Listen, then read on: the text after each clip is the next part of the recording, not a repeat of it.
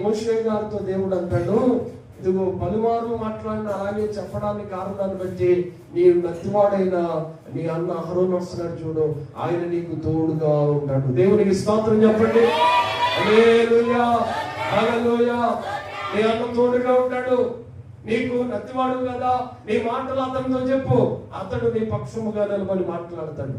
అతడు ఇదిగో నీ మాట నీతో చెప్తాను నేను స్వరము ద్వారా, నీవేమో అతనితో చెప్పు, అతడు పరువుతో చెప్తాడు.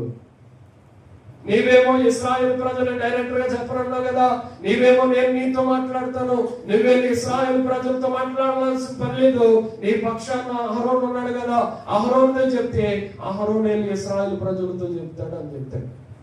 ఈ వాక్యాన్ని గమనించినప్పుడు నాకు ఒక మాట బాగా ఆలోచనకు వచ్చింది. ఏంటో చెప్పరా? ఆ మాట ఏంటంటే, నేను లోతుగా ఆలోచన చేసినప్పుడు అహరోన్ అనే వ్యక్తి తన సహోదరునికి లేకపోతే